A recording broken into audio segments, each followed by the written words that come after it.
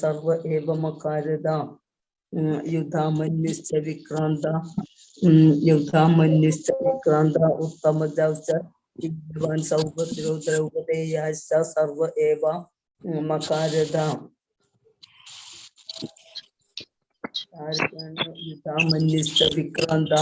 ओम नमो भगवते वासुदेवाय। ओम नमो भगवते वासुदेवाय। ओम नमो भगवते वासुदेवाय। ओम अज्ञानतिमिरान्धस्य ज्ञानाञ्जनशलाकया चक्षुरुन्मीलितं येन तस्मै श्रीगुरवे नमः। श्रीचैतन्यमनोभीष्टं स्थापितं येन भूतले स्वयं रूपकथा मह्यं ददाति स्वपदान्तिकम्।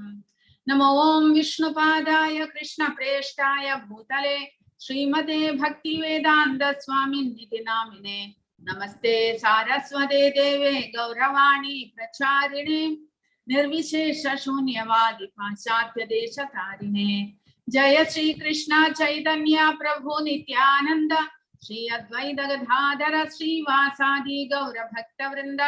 हरे कृष्ण कृष्ण कृष्ण हरे हरे हरे राम राम राम हरे हरे। हरे कृष्ण।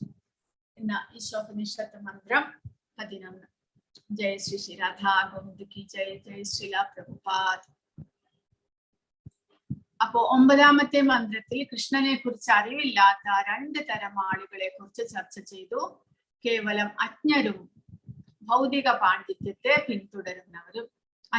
അജ്ഞത എന്ന് പറയുമ്പോൾ ആധ്യാത്മികമായിട്ട് ഒരറിവുമില്ലാത്തവർ, അവരെ അജ്ഞർ എന്ന് വിളിക്കുന്നു. അജ്ഞതയിലാണ് അവർ ഇരിക്കുന്നത്.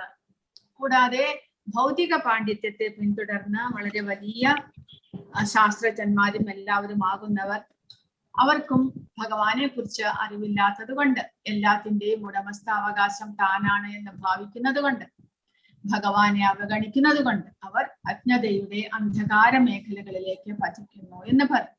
അങ്ങനെ അജ്ഞതയും തെറ്റായ അറിവും വളർത്തുക. അജ്ഞത എന്ന് പറയുമ്പോൾ പൂർണ്ണമായിട്ടും ഭഗവാനെ കുറിച്ച് ഒരറിവുമില്ലാത്തവർ. തെറ്റായ അറിവ് എന്ന് പറയുമ്പോൾ ഭൗതികമായിട്ടുള്ള വിദ്യാഭ്യാസം വളരെയധികം വളർത്തുന്നു, പക്ഷേ ഭഗവാനെ കുറിച്ച് എല്ലാത്തിന്റെയും ഉടമസ്ഥാവകാശം ഭഗവാന്റേതാണ് എന്ന് പോലും അറിയാതെ ഭഗവാനെ അവഗണിച്ചുകൊണ്ട് ഭൗതിക വിദ്യാഭ്യാസത്തിൽ പാണ്ഡിത്യത്തിൽ വളരെയധികം മുന്നേറുന്നവർ. ഇങ്ങനെയുള്ള 2 കൂട്ടരും ഭഗവാനെ അവഗണിക്കുന്നത് മൂലം അന്ധകാരത്തിലേക്ക് പോകുന്നു. പക്ഷെ 10ാമത്തെ മന്ത്രത്തിൽ പറയുന്നു, യഥാർത്ഥത്തിലുള്ള അറിവ് അല്ലെങ്കിൽ ജ്ഞാനം എന്നുള്ളത് ഇതിൽ നിന്നെല്ലാം വ്യത്യസ്തമാണ്. ആധ്യാത്മിക ജ്ഞാനം നമ്മൾ കരസ്ഥമാക്കുന്നത് വഴി നമുക്ക് വ്യത്യസ്തമായ ഫലമാണ് ലഭിക്കുന്നത്. നമുക്കതിന്റെ വ്യത്യാസം മനസ്സിലാക്കുവാൻ സാധിക്കുന്നു. യഥാർത്ഥ അറിവും മിഥ്യമായ അറിവും തമ്മിലുള്ള വിവേചന പ്രവർത്തനത്തിൽ നമ്മൾ ഒരു ധീരനിൽ നിന്ന് മാർഗനിർദ്ദേശം സ്വീകരിക്കേണ്ട ആവശ്യകതയും ഊന്നി പറയുകയാണ് 10ാമത്തെ മന്ത്രത്തിൽ. യഥാർത്ഥമായിട്ടുള്ള അറിവാണ് നമ്മൾ കരസ്ഥമാക്കേണ്ടത്. ആധ്യാത്മിക ജ്ഞാനം കരസ്ഥമാക്കണം. അതിന്റെ ഫലം ഈ മറ്റുള്ള ഫലത്തിൽ നിന്ന് വ്യത്യസ്തമാണ്. അതുകൂടാതെ ആ അറിവ് നമുക്ക് ഭൗതിക പ്രപഞ്ചത്തിൽ എവിടെ നിന്ന് ലഭിക്കുന്നു? ഒരാചാര്യനിൽ നിന്ന് നമ്മൾ കരസ്ഥമാക്കേണ്ടതാണ്. ഇന്നത്തെ 11ാമത്തെ മന്ത്രത്തിൽ ഈ ആധ്യാത്മികമായിട്ടുള്ള അറിവ് എന്നുള്ളത്, അതിന്റെ ഫലം അഥവാ ഭൗതിക ശക്തിയെ മറികടന്ന് മരണമില്ലായ്മ കൈവരിക്കുന്നതിന് ഭൗതികവും ആത്മീയവുമായിട്ടുള്ള അറിവിന്റെ ആപേക്ഷിക സ്ഥാനങ്ങൾ എങ്ങനെ അറിയണമെന്ന് വിവരിക്കുന്നു. അപ്പോൾ ആധ്യാത്മികമായിട്ടുള്ള അറിവ് നമ്മൾ കൈക്കലാക്കുന്നത് കൊണ്ട് നമുക്ക് ഭൗതികതയെ മറികടന്ന്, മരണത്തെ മറികടന്ന് അമൃതത്വത്തെ, മരണമില്ലായ്മയെ നമുക്ക് കൈവരിക്കുവാൻ സാധിക്കും എന്നതാണ് 11ാമത്തെ മന്ത്രം പറയുന്നത്. വിദ്യ അല്ലെങ്കിൽ ആധ്യാത്മിക ജ്ഞാനം കരസ്ഥമാക്കുന്നതിന്റെ ഫലം ഒന്നാണ്. എന്നാൽ അവിദ്യ, ആധ്യാത്മിക ജ്ഞാനം ഇല്ലാത്ത അവസ്ഥ, അജ്ഞതയിൽ നമ്മൾ ഇരിക്കുന്നതിന്റെ ഫലം അത് വേറൊന്നാണ്. രണ്ടിന്റെയും ഫലങ്ങൾ വ്യത്യാസമുണ്ട് എന്ന് മനസ്സിലാക്കണം. ഭൗതികമായിട്ട് അനേകം പാണ്ഡിത്യങ്ങൾ, അനേകം ഡിഗ്രികൾ ഉണ്ടെങ്കിലും അതൊന്നും തന്നെ നമ്മളെ മരണത്തിൽ നിന്ന് കരകയറ്റുവാൻ ഉപകാരപ്പെടുന്നില്ല. അത് വീണ്ടും വീണ്ടും ജന്മമൃത്യു ചക്രത്തിലേക്ക് നമ്മളെ തള്ളിവിടുകയേ ഉള്ളൂ. എന്നാൽ വിദ്യ അല്ലെങ്കിൽ ആധ്യാത്മിക ജ്ഞാനം കരസ്ഥമാക്കുക വഴി നമുക്ക് ക്രമേണ മരണമില്ലായ്മ അല്ലെങ്കിൽ അമൃതത്വം അല്ലെങ്കിൽ ഈ ഭൗതികതയെ മറികടക്കുവാനായിട്ട് നമുക്ക് സാധിക്കും. അതാണ് ഇന്നത്തെ മന്ത്രം പറയുന്നത്. വിദ്യാം ചായസ്തദ്വേദോ ഭയം സഹ അവിദ്യയാ മൃത്യും തീർത്വാ വിദ്യയാ അമൃതമശ്നുതേ. വിദ്യാം ചയസ്തദ്വേദോ ഭയം സഹ അവിദ്യയാ മൃത്യും തീർത്വാ വിദ്യയാ അമൃതമശ്നുതേ. ഹരേ കൃഷ്ണ. എല്ലാവരും ഒരു തവണ ഏറ്റു പറയുക. വിദ്യാം ചയസ് തദ്വേദോ ഭയം സഹ അവിദ്യയാ മൃത്യും തീർത്വാ വിദ്യയാ അമൃതമശ്നുതേ. വിദ്യാം എന്ന് പറഞ്ഞാൽ ശരിയായ ജ്ഞാനം, അവിദ്യാം എന്ന് പറഞ്ഞാൽ അജ്ഞാനം. യാതൊരുവൻ തത് വേദ അതിനെ അറിയുന്നുവോ, ഉഭയം രണ്ടും സഹ ഒരുമിച്ച്, അവിദ്യയ അജ്ഞതയുടെ സംസ്കാരത്താൽ, മൃത്യും മരണ പരമ്പരയെ, തീർത്തുവ കടന്നിട്ട്, വിദ്യയ ജ്ഞാന സംസ്കാരത്താൽ, അമൃതം മരണമില്ലാത്ത അവസ്ഥയെ അസ്നുതേ അനുഭവിക്കുന്നു. അങ്ങനെയാണ് പറയുന്നത്. വിദ്യ കരസ്ഥമാക്കുന്നത് കൊണ്ട് അവിദ്യയിലൂടെ നമുക്ക് ലഭിക്കുന്ന ആ മൃത്യു പരമ്പരയെ നമുക്ക് അമൃതത്വം കൊണ്ട് ഇല്ലാതാക്കുവാൻ സാധിക്കുന്നു. അജ്ഞാനത്തിന്റെയും ജ്ഞാനത്തിന്റെയും പ്രക്രിയകൾ ഒരേ സമയം അറിയുന്നവന് മാത്രമേ ജനന മരണ ചക്രത്തെ അതിക്രമിച്ച് അമൃതത്വം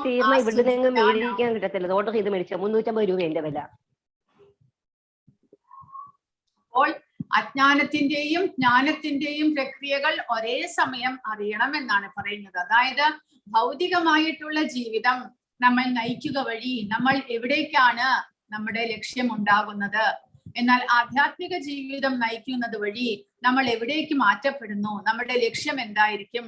ഭൗതികമായ ജീവിതം നയിക്കുന്നത് വഴി നമ്മൾ എന്തിനെയെല്ലാം മറികടന്ന് എവിടേക്കെല്ലാം പോകേണ്ടി വരും, എന്നാൽ ആധ്യാത്മിക ജീവിതം നയിക്കുന്നത് വഴി നമ്മൾ എവിടേക്ക് നമുക്ക് പോകുവാൻ സാധിക്കും. ആ ഭൗതികമായിട്ടുള്ള വിദ്യാഭ്യാസം നമ്മുടെ ജന്മമൃത്യു ജരാവ്യാധി പരമ്പരയിൽ നമുക്ക് എന്തെങ്കിലും ഗുണം തരുമോ? ആധ്യാത്മിക ജ്ഞാനം കരസ്ഥമാക്കുന്നത് ഈ ജന്മമൃത്യു ജരാ പരമ്പരയിൽ നമുക്ക് എന്തെങ്കിലും ഗുണം തരുമോ? ഇതിനെക്കുറിച്ച് നമ്മൾ പൂർണ്ണമായിട്ടും അറിഞ്ഞിരിക്കണം. ഈ രണ്ടിനെയും കുറിച്ചുള്ള പഠനം നമ്മൾ നടത്തിയിരിക്കണം എന്നാണ് പറയുന്നത്. ഒരു മനുഷ്യ ശരീരം ലഭിച്ചത് കൊണ്ട് നമ്മൾ ചെയ്യേണ്ടതായിട്ടുള്ള കർത്തവ്യം ഇതാണ്. മനുഷ്യ ശരീരത്തിൽ മാത്രമേ ഇതിനെക്കുറിച്ചെല്ലാം പഠിക്കാനും അറിയുവാനും അപ്പോൾ നമുക്ക് ശ്രേഷ്ഠമായിട്ടുള്ള ജീവിതം തിരഞ്ഞെടുക്കുവാനും നമുക്ക് സാധിക്കുകയുള്ളൂ. അപ്പോൾ ബുദ്ധിയുള്ളവർ, ബുദ്ധിമാന്മാർ ഇതിനെക്കുറിച്ച് മനസ്സിലാക്കി ഭൗതിക പ്രകൃതിയിൽ നമുക്ക് ലഭിക്കുന്ന ക്ലേശങ്ങളും ദുരിതങ്ങളും ഇല്ലാതാക്കുവാനുള്ള പ്രവർത്തികൾ എന്തെല്ലാമാണ് എന്ന് അന്വേഷിച്ച് കണ്ടുപിടിച്ച് അതിനു വേണ്ടി പ്രവർത്തിക്കുന്നു എന്നാണ് പറയുന്നത്. അങ്ങനെ അജ്ഞാനത്തിന്റെയും ജ്ഞാനത്തിന്റെയും പ്രക്രിയകൾ ഒരേ സമയം അറിയുന്നവന് ജനന മരണ ചക്രത്തെ അതിക്രമിച്ച് അമൃതത്വം ആസ്വദിക്കാൻ സാധിക്കും. കാരണം അങ്ങനെ ഒരേ സമയം രണ്ടിനെയും മനസ്സിലാക്കുക വഴി ബുദ്ധിമാന്മാർ തീർച്ചയായിട്ടും ആധ്യാത്മിക ജീവിതം തിരഞ്ഞെടുക്കുന്നു. ഭഗവാനെ കുറിച്ച് മനസ്സിലാക്കുവാനായിട്ട് തന്റെ ജീവിതത്തെ മുഴുവനും ചെലവഴിക്കുന്നു. അങ്ങനെ ജന്മമൃത്യു ജരാവ്യാധി ദുഃഖ ദോഷാനുദർശനം എന്നിവയെ മറികടന്ന് ആധ്യാത്മിക ജ്ഞാനം കരസ്ഥമാക്കാനായിട്ട് അവർ പരിശ്രമിക്കുന്നു. അതാണ് ഈ മന്ത്രത്തിലൂടെ നമ്മളെ പഠിപ്പിക്കുന്നത്.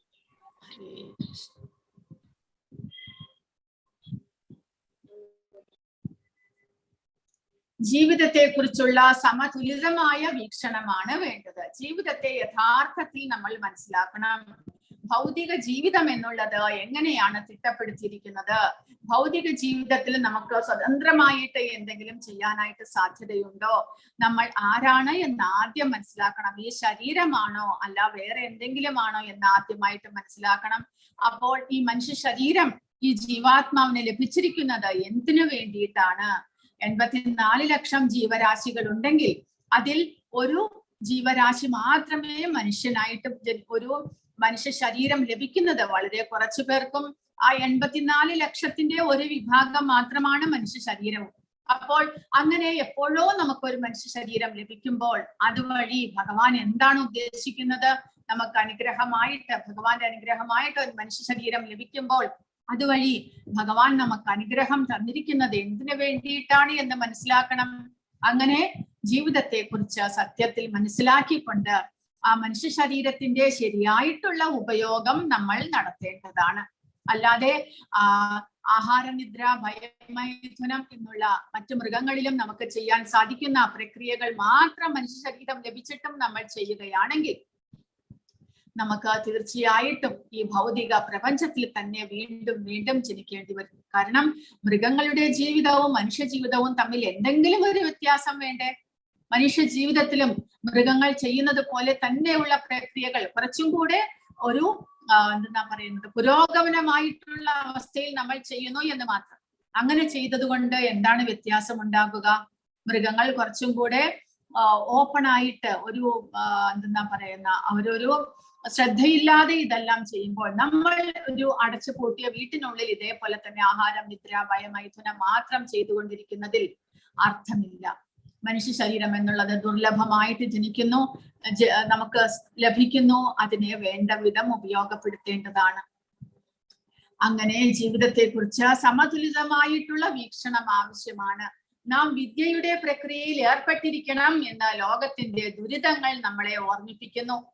ലോകത്തിന്റെ ദുരിതങ്ങൾ എന്ന് പറയുമ്പോൾ ജന്മ മൃത്യു ജരാവ്യാധി. ആ ജന്മ മൃത്യു ജരാവ്യാധിയിൽ പെട്ടുകൊണ്ട് അതിനെ നമുക്ക് മറികടക്കുവാൻ സാധിക്കുമോ? ഈ ഭൗതിക പ്രകൃതിയിൽ നമ്മൾ വളരെയധികം പുരോഗമിച്ചിരിക്കുന്നു, ഭൗതികമായിട്ട് വളരെയധികം നമ്മൾ പുരോഗമിച്ചിരിക്കുന്നു എന്ന് ശാസ്ത്രജ്ഞന്മാരെല്ലാവരും പറയുമ്പോഴും, അതായത് നമ്മുടെ ഒരു 10,000 വർഷങ്ങൾക്ക് മുൻപ് നമ്മൾ എങ്ങനെ ഇവിടുത്തെ മനുഷ്യർ എങ്ങനെ ജീവിച്ചിരുന്നോ അതിനേക്കാൾ നമ്മൾ പുരോഗമിച്ചിരിക്കുന്നു എന്നാണ് പറയുന്നത്. വാസ്തവത്തിൽ പുരോഗമിക്കുകയാണെങ്കിൽ നമ്മൾ ജന്മ മൃത്യു ജരാവ്യാധിയിൽ നിന്ന് മറികടക്കുവാൻ നമുക്ക് സാധിച്ചിട്ടുണ്ടോ? ജനനത്തെയും മരണത്തെയും പിന്നെ വൃദ്ധാവസ്ഥയെയും കൂടാതെ രോഗങ്ങളിൽ നിന്നും നമുക്ക് എന്തെങ്കിലും മുക്തി നേടുവാൻ സാധിച്ചിട്ടുണ്ടോ? നമ്മൾ വളരെയധികം പുരോഗമിച്ചിട്ടുണ്ടെങ്കിൽ ഇതിനെയെല്ലാം മറികടക്കാൻ നമുക്ക് സാധിക്കേണ്ടതായിരുന്നില്ലേ? പക്ഷേ പണ്ടുണ്ടായിരുന്ന അസുഖങ്ങളിൽ നിന്നും രോഗങ്ങളിൽ നിന്നും ഇപ്പോൾ കുറെ കൂടി വ്യത്യസ്തമായിട്ട് ഒരിക്കലും മോചനം ലഭിക്കാത്ത വിധത്തിലുള്ള അസുഖങ്ങളാണ് ഇപ്പോൾ രൂപപ്പെട്ടിരിക്കുന്നത് എന്ന് മാത്രം. ഏതെങ്കിലും ഒരു അസുഖത്തിന് പണ്ടുണ്ടായിരുന്നതിൽ നിന്നും വ്യത്യസ്തമായിട്ട് ഏതെങ്കിലും ഒരു അസുഖത്തിന് പൂർണ്ണമായിട്ടും ഭേദമാക്കുവാൻ മരുന്ന് കണ്ടുപിടിക്കുകയോ അല്ലെങ്കിൽ പുതുതായിട്ട് അസുഖങ്ങൾ വരാതിരിക്കുവാനായിട്ട് നമുക്ക് സാധിക്കുകയോ ചെയ്തിട്ടില്ല. വാർദ്ധക്യത്തിൽ നിന്ന് നമ്മുടെ ശരീരത്തെ രക്ഷിക്കുവാൻ നമുക്ക് ഇനിയും സാധിച്ചിട്ടില്ല. കൂടാതെ ജനനവും മരണവും അതിൽ നിന്നും ഒരാൾക്കും പുറത്തേക്ക് വരാനായിട്ട് സാധിച്ചിട്ടില്ല. അതായത് അതിന്റെ അർത്ഥം ഈ ഭൗതിക പ്രകൃതിയെ നമുക്കൊരിക്കലും നിയന്ത്രിക്കുവാൻ സാധ്യമല്ല. ഭൗതിക പ്രകൃതിയിലാണ് നമ്മുടെ നിയന്ത്രണം മുഴുവനും ഇരിക്കുന്നത്. നമ്മൾ ഈ ഭൗതിക പ്രകൃതിയിൽ ഏത് ജന്മം ഏത് ശരീരം എടുത്ത് നമ്മൾ ജീവിക്കുകയാണെങ്കിലും പൂർണ്ണ നിയന്ത്രണം ഭൗതിക പ്രകൃതിക്കാണ് എന്ന് മനസ്സിലാക്കണം. ആ കാലത്ത് സത്യയുഗത്തിൽ ഹിരണ്യകശിപുവും ഒരുപാട് പ്രയത്നിച്ചു. ഹിരണ്യകശിപുവും മരണമില്ലാതിരിക്കുവാനായിട്ട് അനേകായിരം വർഷങ്ങളാണ് ബ്രഹ്മാവിനെ തപസ് ചെയ്തത്. ബ്രഹ്മാവിനെ തപസ് ചെയ്ത് അവസാനം ബ്രഹ്മാവ് പ്രത്യക്ഷപ്പെട്ടിട്ട് ചോദിച്ചത് എന്താണ്? അമരത്വം, തനിക്കൊരിക്കലും മരണം ഉണ്ടാകരുത് എന്നാണ് ഹിരണ്യകശിപുവും ചോദിച്ചത്. ആ സമയത്തും എല്ലാവരും എല്ലാ യുഗങ്ങളിലും എല്ലാ മനുഷ്യരും ആഗ്രഹിക്കുന്നത് മരണമില്ലാതിരിക്കാനാണ്. രാവണനും ഇതേപോലെ തന്നെ മരണമില്ലാതിരിക്കാൻ ആഗ്രഹിച്ചു ത്രേതായുഗത്തിൽ. അതുപോലെ തന്നെ ദ്വാപര യുഗത്തിലും എല്ലാവരും മരണമില്ലാതിരിക്കുവാനായിട്ട് ആഗ്രഹിക്കുന്നു. ഇപ്പോൾ നമ്മളും കലിയുഗത്തിൽ എല്ലാവരും മരണത്തെ മറികടക്കുവാനായിട്ട് ആഗ്രഹിക്കുന്നു. പക്ഷെ അതൊരിക്കലും സാധ്യമല്ല എന്ന് ബ്രഹ്മാവ് ഹിരണ്യകശിപുവിനോടും പറഞ്ഞു. കാരണം എനിക്ക് അനേക ലക്ഷം വർഷങ്ങൾ മനുഷ്യരെക്കാൾ കൂടുതൽ ആയുസ്സുണ്ടെങ്കിലും എനിക്കും മരണമുണ്ട്. അതുകൊണ്ട് മരണമില്ലാത്ത ഒരു വരം തരാനായിട്ട് എനിക്ക് സാധ്യമല്ല എന്ന് ബ്രഹ്മാവ് ഹിരണ്യകശിപുവിനോട് പറയുന്നു. അവസാനം ഹിരണ്യകശിപു മരണത്തിൽ നിന്ന് രക്ഷപ്പെടാനായിട്ട് ഒരു സൂത്രമാണ്, ഒരു വരം ചോദിച്ചത്. എങ്ങനെയാണ്? ഞാൻ രാത്രിയോ പകലോ എന്നെ ആരും കൊല്ലരുത്. കൂടാതെ ആരെല്ലാം കൊല്ലരുത്? ദൈവങ്ങളാകട്ടെ, മനുഷ്യരാകട്ടെ, മറ്റു ജീവജാലങ്ങളാകട്ടെ, ഭൗതിക പ്രകൃതിയിലുള്ള ആർക്കും തന്നെ എന്നെ വധിക്കാൻ സാധിക്കരുത്. കൂടാതെ ഭൗതിക പ്രകൃതിയിലുള്ള ഒരായുധങ്ങൾ കൊണ്ടും എന്നെ വധിക്കാൻ പാടില്ല. രാത്രിയും പകലും പാടില്ല. ആകാശത്തോ ഭൂമിയിലോ വെച്ച് പാടില്ല. അങ്ങനെയെല്ലാമുള്ള ഒരുപാട് കാര്യങ്ങൾ ചേർത്ത് വെച്ചുകൊണ്ട് അപ്പോൾ ഇനി എനിക്ക് മരണമില്ലാത്ത അവസ്ഥയെ പ്രാപിക്കാമെന്നാണ് ഹിരണ്യകശിപു വിചാരിച്ചത്. എല്ലാത്തിനും ബ്രഹ്മാവ് ശരി എന്ന് ഉത്തരവും കൊടുത്തു, അനുഗ്രഹിച്ചു. ഇതെല്ലാം നിനക്ക് സംഭവിക്കട്ടെ, രാത്രിയോ പകലോ നീ മരിക്കില്ല, നിന്നെ ആർക്കും കൊല്ലുവാൻ സാധിക്കില്ല, ആകാശത്തും ഭൂമിയിലും വെച്ച് നിന്നെ ആർക്കും വധിക്കാൻ സാധിക്കുകയില്ല, കൂടാതെ ഇവിടെ സൃഷ്ടിക്കപ്പെട്ടിട്ടുള്ള ഒരു ജീവജാലത്തിനും നിന്നെ വധിക്കുവാൻ സാധിക്കുകയില്ല, ഇവിടെ ഉണ്ടാക്കിയിട്ടുള്ള ഒരു ആയുധങ്ങൾക്കും നിന്നെ വധിക്കാൻ സാധിക്കുകയില്ല. പക്ഷെ അങ്ങനെ പറഞ്ഞു എന്ന് വെച്ചിട്ട് ഹിരണ്യകശിപു അമരത്വനായിട്ട് ഇരുന്നിട്ടുണ്ടോ? തീർച്ചയായിട്ടും ഇല്ല. ഭഗവാൻ ഈ ഹിരണ്യകശിപുവിന്റെ ബുദ്ധിയേക്കാൾ എത്രയോ ബുദ്ധി കൂടിയവനാണ് ഭഗവാൻ. കാരണം ഭഗവാന്റെ സൃഷ്ടിയാണ് നമ്മളെല്ലാവരും. ആ ഭഗവാനെ കവച്ചു വെക്കാനായിട്ട് ആർക്കും സാധ്യമല്ല. ഭഗവാൻ അദ്ദേഹം തീർച്ചയായിട്ടും ഒരു മനുഷ്യനും മൃഗവുമായിട്ടുള്ള രൂപം കൈക്കൊള്ളുന്നു. പിന്നീട് ആകാശത്തും ഭൂമിയിലുമല്ലാത്ത അവസ്ഥയിൽ തന്റെ മടിയിൽ വെച്ചുകൊണ്ട്, കൂടാതെ ഒരായുധങ്ങളും ഉപയോഗിക്കാതെ തന്റെ നഖം മാത്രം ഉപയോഗിച്ചുകൊണ്ട് ഹിരണ്യകശിപുവിനെ വധിക്കുന്നു.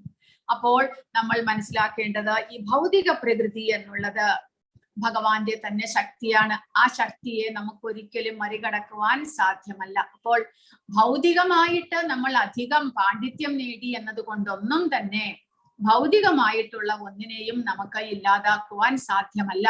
അതിനെ ഇല്ലാതാക്കണമെങ്കിൽ നമ്മൾ തീർച്ചയായിട്ടും ഈ ഭൗതിക പ്രകൃതിക്കും അതീതനായിട്ടുള്ള ഭൗതിക പ്രകൃതിയുടെ നിയന്ത്രണം ആർക്കാണോ അദ്ദേഹത്തെയാണ് നമ്മൾ ശരണം പ്രാപിക്കേണ്ടത്. അല്ലാതെ ഭൗതിക പ്രകൃതിയിൽ നിന്നുകൊണ്ട്, ഭൗതിക പ്രകൃതിയുടെ നിയന്ത്രണത്തിന് വിധേയമായി നിന്നുകൊണ്ട് നമ്മൾ അനേകം കണ്ടുപിടുത്തങ്ങൾ നടത്തിയാലും അതൊന്നും തന്നെ ഇങ്ങനെയുള്ള ജന്മ മൃത്യു ജരാവ്യാധിയിൽ നിന്ന് നമുക്ക് മോചനം നൽകുന്നില്ല.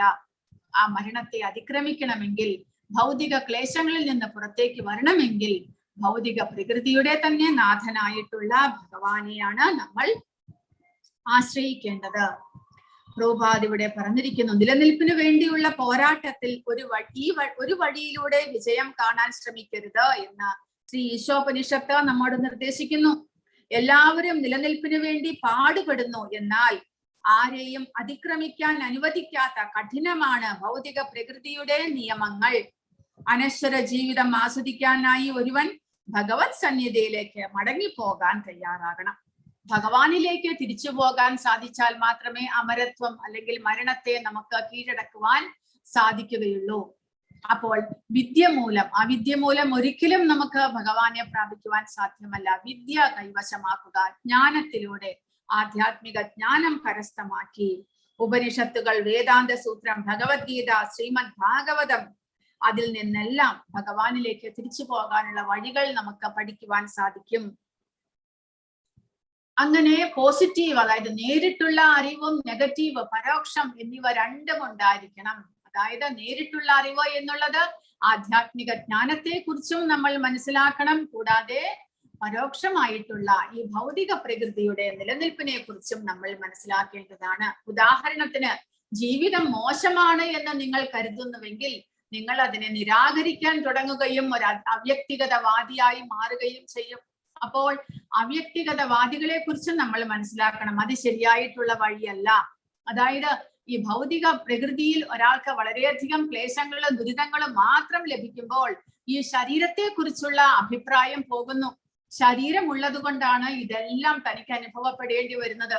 അതുകൊണ്ട് ഇനി മേലാൽ തനിക്കൊരു ശരീരമേ ആവശ്യമില്ല. വ്യക്തിഗതവാദികൾ അങ്ങനെയാണ്. അവർക്ക് ഇനി ഒരു ശരീരത്തെ കുറിച്ച് ആലോചിക്കാൻ തന്നെ അവർക്ക് വയ്യ. കാരണം ഒരു ശരീരം, മനുഷ്യ ശരീരം ലഭിച്ചിട്ടാണ് ഇത്രമാത്രം ക്ലേശങ്ങൾ അനുഭവിക്കേണ്ടി വന്നത്. അപ്പോൾ അവർ വിചാരിക്കുന്നു, ആധ്യാത്മിക തലത്തിലും ഒരു ശരീരം ലഭിക്കുകയാണെങ്കിൽ ഇതേപോലെ ദുരിതങ്ങളും ക്ലേശങ്ങളും അനുഭവിക്കേണ്ടി വരുമോ? അതുകൊണ്ട് അവർ ശരീരത്തെ തന്നെ ആഗ്രഹിക്കുന്നില്ല. പിന്നെയോ അവ്യക്തിഗതയിലേക്ക്, ആ ബ്രഹ്മനിർവാണം പോകുവാൻ, ആ ഭഗവാന്റെ ശക്തിയിൽ ലയിക്കുവാൻ അവർ ആഗ്രഹിക്കുന്നു. ഇനി ഒരു വ്യക്തിഗതമായിട്ടുള്ള ജീവിതം അവർക്ക് ആവശ്യമില്ല എന്ന്. അതുകൊണ്ട് അവർക്ക് ഇന്ദ്രിയങ്ങളെല്ലാം ചേർന്നിട്ടുള്ള, ഇന്ദ്രിയങ്ങളും മനസ്സുമെല്ലാം ചേർന്നിട്ടുള്ള ഒരു ശരീരമാണ് ഈ ക്ലേശങ്ങളും ദുരിതങ്ങളും എല്ലാം നൽകിയത്. അതുകൊണ്ട് അങ്ങനെയുള്ള ഒരു ശരീരം, ഇന്ദ്രിയങ്ങളെല്ലാം ഉള്ള ഒരു ശരീരം തനിക്കിനി വേണ്ട. താൻ ജീവാത്മാവായിട്ട് തന്നെ ഭഗവാനിൽ ലയിക്കണം എന്നാണ് അവരുടെ ആഗ്രഹം. അങ്ങനെ അവ്യക്തിഗതവാദിയായിട്ട് മാറുന്നു. പക്ഷെ അവിടെ ഭഗവാനെ നേരിട്ട് സേവിക്കാനുള്ള ഒരു അവസരം ഇല്ലാത്തത് കൊണ്ട് അവർക്ക് അവിടെ സ്ഥിരമായിട്ടിരിക്കുവാൻ സാധിക്കുകയില്ല എന്നാണ് പറയുന്നത്. അവർക്ക് ആ ആനന്ദം എന്നുള്ള അത്യുന്നതമായിട്ടുള്ള ആ ആധ്യാത്മികമായിട്ടുള്ള ആനന്ദം അനുഭവിക്കാൻ അവർക്ക് സാധ്യമല്ല. അതിൽ നിന്നും വ്യത്യസ്തമായിട്ട് ജീവിതം വളരെ നല്ലതാണെങ്കിൽ, നിങ്ങൾ അതിൽ കുറച്ച് കൃഷ്ണനെ ചേർക്കുകയാണെങ്കിൽ നിങ്ങൾ ഒരു സഹജീയനായി അവസാനിക്കും. കൃഷ്ണനെ ഭൗതികമായ രീതിയിൽ വില കുറഞ്ഞ രീതിയിൽ എടുക്കും, സ്വയം ആസ്വദിക്കാൻ നോക്കും. അതും തെറ്റായ വഴിയിലേക്ക് നമ്മളെ നയിക്കുന്നു. സഹജീയൻ എന്ന് പറയുമ്പോൾ നമ്മളും ഭഗവാനും തമ്മിൽ വ്യത്യാസമില്ല എന്നുള്ളൊരു അവസ്ഥയിലേക്ക് നമ്മൾ എത്തിപ്പെടുന്നു. മരണശേഷം ഞാനും ഭഗവാനെ പോലെ തന്നെയായിട്ട് മാറുന്നു, ആധ്യാത്മികനായിട്ട് മാറുന്നു എന്നുള്ള ചിന്തയാണ് ഉണ്ടാകുക.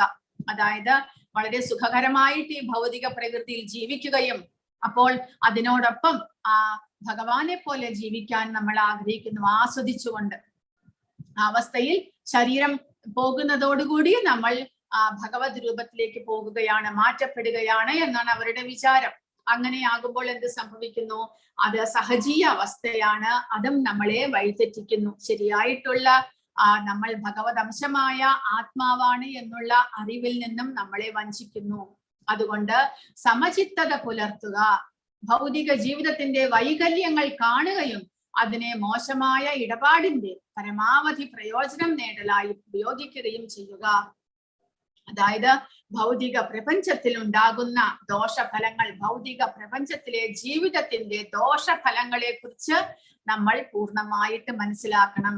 അപ്പോൾ ഈ ഭൗതിക ശരീരം ലഭിച്ചിരിക്കുന്നത് നമ്മളെ എങ്ങനെ ബന്ധനത്തിലാക്കുന്നു എന്ന് മനസ്സിലാക്കി, പക്ഷേ ഈ ശരീരം കൊണ്ട് ഒരു ഉപയോഗവും ഉണ്ട് എന്ന് മനസ്സിലാക്കുക. അപ്പോൾ ഈ ശരീരം എന്നുള്ളത് എന്താണ് പറയുന്നത്? Best use of the bad bargain എന്നാണ് പറഞ്ഞിരിക്കുന്നത്. അതായത് മോശമായ ഇടപാടിന്റെ പരമാവധി പ്രയോജനം എന്ന് പറഞ്ഞിരിക്കുന്നു. അതായത് ഈ ഭൗതിക പ്രപഞ്ചത്തിലെ നിലനിൽപ്പ് വളരെയധികം ക്ലേശങ്ങൾ നിറഞ്ഞതാണ്. പക്ഷേ അതിന്റെ ഒപ്പം ഈ ഭൗതിക ശരീരം കൊണ്ട് മാത്രമേ നമുക്ക് ഭഗവാന്റെ സന്നിധിയിലേക്ക് തിരിച്ചെത്തുവാൻ സാധിക്കുകയുള്ളൂ. അപ്പോൾ അതാണ് മോശമായ ഇടപാടിന്റെ പരമാവധി പ്രയോജനം. ശരീരം എന്നുള്ളത് നമ്മൾ ശരിയായ രീതിയിൽ ഉപയോഗിച്ചില്ലെങ്കിൽ ഈ ഭൗതിക പ്രപഞ്ചത്തിൽ ബന്ധനത്തിന് കാരണമാകുന്നു. ഭൗതികമായിട്ടുള്ള എല്ലാത്തിനോടും ആസക്തി പുലർത്തുമ്പോൾ ഈ ഭൗതിക ശരീരം നമ്മളെ ബന്ധനത്തിലാക്കുന്നു. അതാണ് ഭഗവാൻ 6-ാമത്തെ അധ്യായത്തിൽ ഭഗവത്ഗീതയിൽ പറഞ്ഞിട്ടുള്ളത്. മനസ്സിനെ നമ്മൾ നമ്മുടെ മിത്രമായിട്ട് എടുക്കുവാനായിട്ട് പരിശീലിക്കണം. മനസ്സിനെ ശത്രുവാക്കരുത്, മനസ്സിനെ മിത്രമാക്കുക. അങ്ങനെ മനസ്സിനെ മിത്രമാക്കുക വഴി മനസ്സിലൂടെയാണ് നമ്മളെല്ലാം ചിന്തിക്കുന്നതും ആ ചിന്തകളാണ് നമ്മൾ പ്രവർത്തനത്തിലേക്ക് കൊണ്ടുവരുന്നതും. അപ്പോൾ മനസ്സിനെ നിയന്ത്രിച്ച് ഈ ശരീരത്തിന്റെ ഉപയോഗം പരമാവധി നമ്മൾ എടുക്കുകയാണെങ്കിൽ ഈ ശരീരം നമ്മളെ ഒരു ബോട്ടായിട്ട്, ഈ ഭവസാഗരത്തിൽ നിന്ന് നമ്മളെ രക്ഷിക്കുവാനായിട്ട് ഉള്ള ബോട്ടായിട്ട്, നമുക്ക് ഒരു ഉപകരണമായിട്ട് നമുക്ക് ഉപയോഗിക്കാനായിട്ട് സാധിക്കും. ഭവസാഗരം എന്നുള്ള സാഗരത്തെ മറികടക്കുവാൻ അത്രയധികം എളുപ്പമല്ല. കാരണം ഒരു തിരമാലകളെല്ലാം നിറഞ്ഞിട്ടുള്ള ഒരു സമുദ്രത്തിൽ ഒരാൾക്ക് സ്വയം നീന്തി മറികര കടക്കുക എന്നുള്ളത് വളരെ പ്രയാസകരമാണെന്ന് വെച്ചാൽ അസാധ്യം തന്നെയാണ്. അതുപോലെ തന്നെ ഈ ഭവസാഗരം, മനുഷ്യ ശരീരം ലഭിച്ചാലും ആ ഭവസാഗരത്തെ നമുക്ക് മറികടക്കുക എന്നുള്ളത് അത്ര എളുപ്പമല്ല. എങ്കിലും ആ കപ്പിത്താനായിട്ട് ഒരു നമ്മുടെ ഭഗവാന്റെ ശിഷ്യ പരമ്പരയിലെ ഒരു ആധ്യാത്മിക ആചാര്യനെ ലഭിക്കുകയും നമ്മുടെ ഇന്ദ്രിയങ്ങളെ നിയന്ത്രിക്കുവാനായിട്ട് ഭഗവാൻ തന്നിട്ടുള്ള ആ ഉപദേശങ്ങളെ നമ്മൾ സ്വീകരിക്കുകയും ചെയ്യുകയാണെങ്കിൽ ഭവസാഗരം എന്നുള്ള ഈ ഭൗതിക പ്രപഞ്ചത്തെ നമുക്ക് വളരെ എളുപ്പത്തിൽ തന്നെ മറികടക്കുവാൻ സാധിക്കും. അതിന് തക്കവണ്ണമുള്ള ഒരു ബോട്ടായിട്ട് ഈ ശരീരം ഉപയോഗപ്പെടും. അപ്പോൾ ഈ ശരീരം എന്നുള്ളത് ഭൗതികമായിട്ടുള്ള മൂലകങ്ങൾ കൊണ്ട് ഉണ്ടാക്കിയിട്ടുള്ള ഒരു ജഡവസ്തുവാണെങ്കിൽ കൂടെ ആ ജഡവസ്തുവിനെ ഉപയോഗിച്ചുകൊണ്ട് നമുക്ക് ഈ ഭവസാഗരത്തെ മറികടക്കുവാൻ സാധിക്കും. അപ്പോൾ അതിനുള്ള വഴികളാണ് വിദ്യ അല്ലെങ്കിൽ ആധ്യാത്മിക ജ്ഞാനം. ഭൗതിക ലോകത്തിലെ ഈ ദുരിതങ്ങൾ, ജഡപദാർത്ഥങ്ങളുമായുള്ള നമ്മുടെ പൊരുത്തമില്ലായ്മ, നമ്മൾ എന്ന് പറയുമ്പോൾ ജീവാത്മാവ് ഇപ്പോൾ ജഡപദാർത്ഥമായിട്ടുള്ള ശരീരവുമായിട്ട് ചേർന്നിരിക്കുകയാണ്. അപ്പോൾ ആ പൊരുത്തമില്ലായ്മ, അതായത് ആധ്യാത്മികനും ശാശ്വതനുമായിട്ടുള്ള ജീവാത്മാവും ജഡപദാർത്ഥമായിട്ടുള്ള ഈ ശരീരവും ഒരിക്കലും പൊരുത്തപ്പെട്ടു പോകുകയുമില്ല. പക്ഷെ നമ്മൾ ഈ ജീവാത്മാവ് അവബോധം മലിനമാക്കപ്പെട്ടത് കൊണ്ട് താൻ ഈ ശരീരമാണ് എന്ന് വിചാരിച്ചിരിക്കുന്നത് കൊണ്ടാണ് ഇങ്ങനെയുള്ള ഒരവസ്ഥയിൽ എല്ലാം പൊരുത്തപ്പെട്ട് ശരിയായിട്ട് പോകുന്നു എന്ന് നമ്മൾ വിചാരിക്കുന്നത്. വാസ്തവത്തിൽ അകത്തിരിക്കുന്നത് ശാശ്വതനായിട്ടുള്ള ജീവാത്മാവാണ്. എന്നാൽ പുറത്ത് കാണുന്നതോ ജഡപദാർത്ഥമായിട്ടുള്ള ശരീരവും. രണ്ടും കൂടെ എങ്ങനെയാണ് പൊരുത്തപ്പെട്ടു പോകുന്നത്? അപ്പോൾ ആ പൊരുത്തമില്ലായ്മ അനുസ്മരിപ്പിക്കാൻ നേരിട്ടല്ലാതെ സഹായിക്കുന്നു എന്ത്? ഈ ഭൗതിക ലോകത്തിലെ ദുരിതങ്ങൾ, ഈ ഭൗതിക പ്രപഞ്ചത്തിൽ നമുക്ക് അനുഭവിക്കേണ്ടി വരുന്ന ക്ലേശങ്ങളും ദുരിതങ്ങളും എല്ലാം തന്നെ ആധ്യാത്മികനായിട്ടുള്ള ശാശ്വതനായിട്ടുള്ള ജീവാത്മാവിന് ഈ ദുരിതങ്ങളും ക്ലേശങ്ങളും ഒന്നും തന്നെ അനുഭവിക്കേണ്ട ആവശ്യമില്ല. കാരണം ജീവാത്മാവ് സച്ചിദാനന്ദ വിഗ്രഹമാണ്. ആ വിഗ്രഹമായിട്ടുള്ള ജീവാത്മാവിന് ഈ ഭൗതികമായിട്ടുള്ള ക്ലേശങ്ങൾ ഒന്നും തന്നെ ബാധിക്കുന്നില്ല. പക്ഷെ എങ്കിലും ശരീരബോധത്തിലായതുകൊണ്ടാണ് ഈ ശരീരം അനുഭവിക്കുന്ന എല്ലാ ക്ലേശങ്ങളും താൻ അനുഭവിക്കുന്നു എന്നുള്ള ചിന്തയിലേക്ക് ജീവാത്മാവ് മാറ്റപ്പെടുന്നത്. അപ്പോൾ അങ്ങനെയുള്ള പൊരുത്തമില്ലായ്മ നമുക്ക് ഓർമ്മിപ്പിക്കാനായിട്ട് ഈ ദുരിതങ്ങളും ക്ലേശങ്ങളും നമ്മളെ സഹായിക്കുന്നു. അടിക്കടി വന്നുകൊണ്ടിരിക്കുന്ന പലതരത്തിലുള്ള അസുഖങ്ങളും അതുകൂടാതെ പല വിധത്തിലുള്ള ക്ലേശങ്ങളും ആധ്യാത്മികം, ആദി ഭൗതികം, ആദി ദൈവികം, 3 വിധത്തിലുള്ള ക്ലേശങ്ങളാണ് നമ്മളെ ബാധിക്കുന്നത്. ആധ്യാത്മികം എന്ന് പറഞ്ഞാൽ ഏത് വിധത്തിലുള്ള ക്ലേശങ്ങളാണ്? ആർക്കാണ് അറിയുക? ആധ്യാത്മിക ക്ലേശം എന്ന് പറഞ്ഞാൽ ഹരേ കൃഷ്ണ, ശാരീരികമായ ശരീരത്തിന്റെയും മനസ്സിന്റെയും നമ്മുടെ മനസ്സിന്റെയും നമ്മൾ സ്വയം ഉണ്ടാക്കുന്ന ക്ലേശങ്ങളാണ്. നമുക്ക് സ്വയം അനുഭവിക്കേണ്ടി വരുന്ന ക്ലേശങ്ങളെയാണ് ആധ്യാത്മിക ക്ലേശങ്ങൾ എന്ന് പറയുന്നത്. ആദി ഭൗതികം എന്ന് പറയുമ്പോൾ നമ്മൾക്ക് മറ്റ് ജീവജാലങ്ങളിലെ മറ്റ് ജീവജാലങ്ങളിൽ നിന്ന് വരുന്ന ക്ലേശങ്ങൾ. പിന്നെ ആദി ദൈവികം ഭഗവാനല്ല, പ്രപഞ്ചത്തിൽ നിന്ന് അല്ലെങ്കിൽ ദേവന്മാരിൽ നിന്ന് നമ്മൾ അനുഭവിക്കേണ്ടി വരുന്ന ക്ലേശങ്ങൾ. അപ്പോൾ ഈ 3 വിധത്തിലുള്ള ക്ലേശങ്ങളും ദുരിതങ്ങളും നമ്മളെ ഓർമ്മിപ്പിക്കുന്നു. എന്താണ്? വീണ്ടും ഓർമ്മിപ്പിക്കുന്നു. ഈ ശരീരം എന്നുള്ളത് ഭൗതികമായതുകൊണ്ടാണ് നമ്മൾ ഇത്രമാത്രം ക്ലേശങ്ങൾ അനുഭവിക്കേണ്ടി വരുന്നത്. അങ്ങനെ പൊരുത്തമില്ലായ്മ ശരീരം നമുക്ക് അറിയാൻ സാധിക്കും. നമുക്ക് ഇഷ്ടപ്പെടാത്ത, നമുക്ക് ഇപ്പോൾ സൗത്ത് ഇന്ത്യക്കാർക്ക് നോർത്ത് ഇന്ത്യയിലേക്ക് പോയി കഴിഞ്ഞാൽ നമുക്ക് വളരെയധികം ബുദ്ധിമുട്ട് അനുഭവപ്പെടും. അവിടെ ലഭിക്കുന്നത് ചപ്പാത്തിയും ദാലും പിന്നെ പൊട്ടറ്റോയും മാത്രമേ ലഭിക്കുകയുള്ളൂ. നമ്മൾ വിചാരിക്കുന്നത് പോലെ ഇവിടത്തെ പോലത്തെ പുഴുക്കലരി ചോറ്, തൈര്, അതൊന്നും തന്നെ സാമ്പാർ, അതൊക്കെ കിട്ടാൻ വളരെ കഷ്ടമാണ്. അപ്പോൾ അവിടെ ചെല്ലുമ്പോൾ ആ നോർത്ത് ഇന്ത്യയിൽ പോയിട്ട് നമ്മൾ ജീവിക്കുമ്പോൾ സൗത്ത് ഇന്ത്യക്കാർ എപ്പോഴും ആലോചിക്കും, നമ്മുടെ കേരളത്തിലാണെങ്കിൽ നമുക്ക് ദിവസവും പുഴുക്കലരി ചോറ് ഉണ്ടാമായിരുന്നു, തൈര് കൂട്ടി ഉണ്ടാമായിരുന്നു. ഇവിടെ ദിവസവും ദാലും ചപ്പാത്തിയും. അപ്പോൾ നമ്മളെ അത് ദിവസവും ഓർമ്മിപ്പിക്കുന്നു. എന്ത്? നമ്മുടെ രാജ്യത്തെ, നമ്മുടെ കേരളത്തെ കുറിച്ച് നമുക്ക് ഓർക്കുവാനുള്ള ഒരു അവസരമാണ് അത് നൽകുക. നമ്മളൊരു ഒരാഴ്ചത്തേക്കോ 4 ദിവസത്തേക്കോ നോർത്ത് ഇന്ത്യ സന്ദർശിച്ചാലും മതി, ഹോട്ടലിൽ കിട്ടുന്ന ഭക്ഷണം ഇതുപോലെയായിരിക്കും. അപ്പോൾ നമുക്ക് അത് ഓർമ്മ വരുന്നു. അതുപോലെ ആധ്യാത്മികനായിട്ടുള്ള ജീവാത്മാവായിട്ടുള്ള നമ്മൾ കുറേശ്ശെയെങ്കിലും ഭഗവത്ഗീത പഠിച്ചു വരുമ്പോൾ നമുക്ക് മനസ്സിലാകുന്ന ഈ ക്ലേശങ്ങളും ദുരിതങ്ങളും ഒന്നും തന്നെ നമ്മൾ അനുഭവിക്കേണ്ട കാര്യമില്ല. വെറുതെ നമ്മൾ വയ്യാവേലി വലിച്ചു വരുത്തി നമ്മൾ ഭഗവാനോടൊപ്പം ഇരിക്കുന്നതിന് പകരം നമുക്ക് സ്വയം ആസ്വദിക്കണം. ഭഗവാനെ വിട്ടിട്ട് ഇവിടെ വന്നിട്ട് എത്രമാത്രം ക്ലേശങ്ങൾ അനുഭവിക്കുന്നു. എത്രയും വേഗം നമുക്ക് തിരിച്ചു പോകാനുള്ള വഴി നമ്മൾ ആലോചിക്കുന്നു. അതിനു വേണ്ടിയിട്ട് ബുദ്ധിയുള്ള ജീവസത്തകൾ പൊതുവെ ഈ ഓർമ്മപ്പെടുത്തലുകൾ ശ്രദ്ധിക്കുകയും വിദ്യയുടെ അഥവാ അതീന്ദ്രിയമായ ജ്ഞാനത്തിന്റെ സംസ്കാരത്തിൽ വ്യാപൃതനാവുകയും ചെയ്യുന്നു. അപ്പോൾ എത്രയും പെട്ടെന്ന് തിരിച്ചു പോകാനുള്ള വഴി ഭഗവാനെ ആരാധിക്കുകയാണ് എന്ന് മനസ്സിലാക്കിക്കൊണ്ട് ആ ആരാധനയിൽ ഏർപ്പെടുന്നു.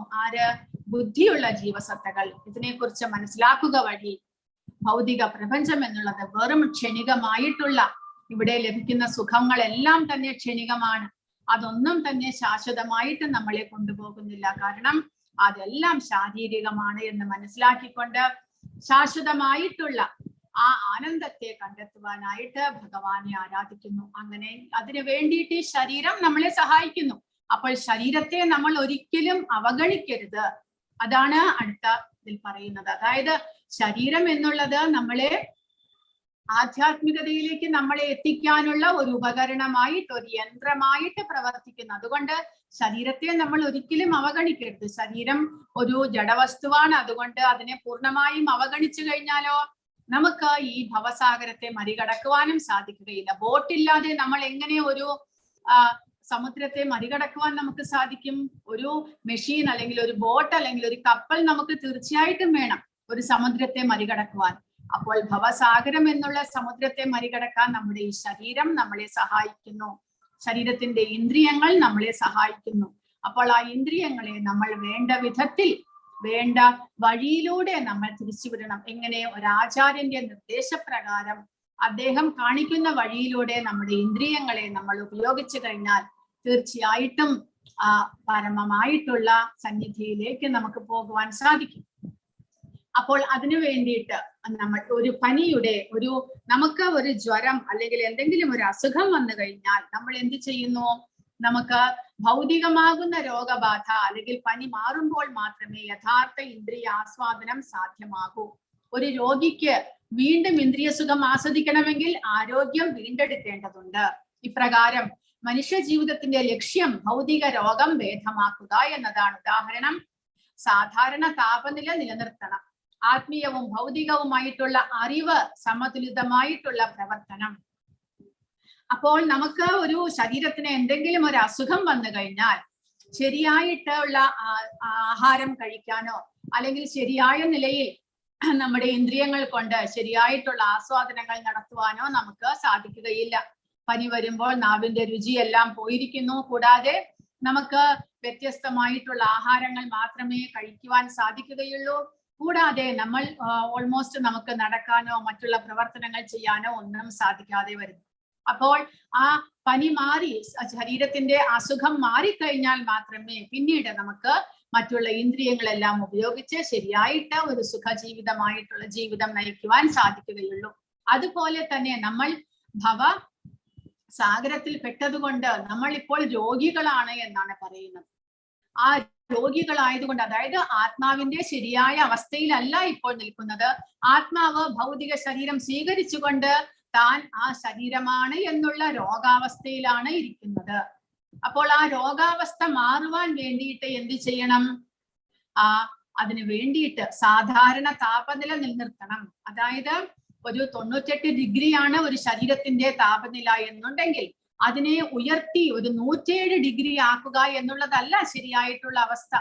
എന്നാൽ ഭൗതികമായിട്ടുള്ള ജീവിതം നയിക്കുക വഴി നമ്മൾ 98-ൽ നിന്ന് 105, 107-ലേക്ക് ഒരു അസുഖത്തെ നമ്മൾ വർദ്ധിക്കുവാനുള്ള ഒരു പ്രവണതയാണ് ഇപ്പോൾ കാണുന്നത് എന്നാണ് പ്രഭുപാദ പറയുന്നത്.